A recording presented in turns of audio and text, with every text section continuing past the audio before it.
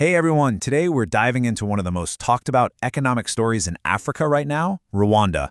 You hear about it everywhere, from tech hubs to manufacturing, and it's grabbing the attention of investors all over the globe. So what's all the buzz about? Let's break it down.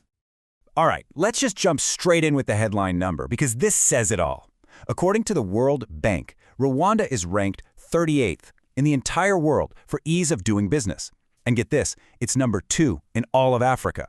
Now that doesn't happen by accident. That's the result of a very deliberate, very focused plan to become the go-to destination for investment. But a ranking like that has to be built on something solid, right? You don't just get there overnight. It's built on a foundation that any smart investor looks for before they even think about writing a check. It all starts with stability. And this is that bedrock. For the last 2 decades, Rwanda has built this incredible reputation for being politically, socially, and economically stable. I mean, think about this. We're talking about a country that has averaged over 7% GDP growth every single year for 20 years.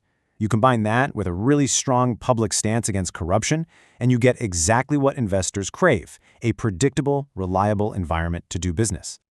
So let's quickly get the lay of the land. The capital is Kigali, a city that's modernizing like crazy. The population is just over 13 million people, and it's a multi-party republic. And, take a look at the official languages. Having English and French right there, that is a huge advantage that just makes doing international business so much smoother. Now this is a really critical piece of the puzzle. See, when you invest in Rwanda, you're not just investing in a country of 13 million people. You're getting a golden ticket to the entire region. Through its membership in these major trade blocs, you get tariff-free access to a combined market of over 600 million consumers. It's basically a strategic launchpad for East Africa, and more, the entire continent. Okay, so the foundation is rock solid and the market access is huge. But how does Rwanda actually help you, the investor, get things done on the ground?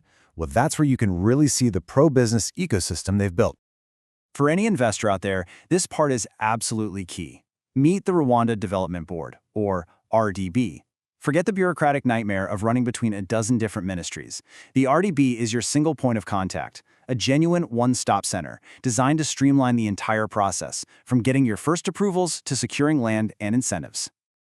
And if you want proof of just how serious they are about efficiency, look no further than this. How long do you think it takes to register a business? A week? A few days? Nope. It takes just 6 working hours. You fill out one simple form online, submit it, and you get your certificate. That's not just fast for Africa, that's world-class speed. And what about the big money stuff? The complex financial structuring? That's where the Kigali International Financial Centre comes in. You can think of it as a super modern, internationally compliant financial hub. It's the place you go to structure investments, not just for Rwanda, but across the entire continent, all with the legal certainty and tax benefits you'd expect. Okay, so the system is obviously there. The support is there. But the big question is, where should you actually put your money? Let's get to the core of it and look at the specific, real-world opportunities that are on the table right now. Here's a quick snapshot of the government's priority sectors. And you can see a clear strategy here, right? They're focused on high-growth areas, ICT and tech, adding value with agro-processing, light manufacturing, high-end tourism, and even a growing pharmaceutical industry. So let's drill down into a couple of these to see what a real opportunity looks like. Let's start with something everybody understands: rice. The country needs about 145,000 tons of it every year. But look at this. National supply is less than half of that. That means a whopping 60% deficit has to be filled by expensive imports. Now, for an investor, that's not a problem. That is a massive, flashing green light of an opportunity just waiting to be filled. And it's not just rice, not by a long shot. This story repeats itself across the board.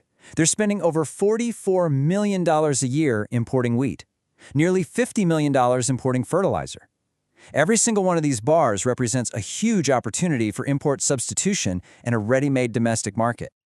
Now let's switch gears to technology, because Rwanda's ambitions here are absolutely huge. This isn't just about fostering a few local startups. Kigali Innovation City is the centerpiece of a vision to build a truly Pan-African tech hub. It's a campus designed to be the nexus for software, data centers, and health tech for the entire region.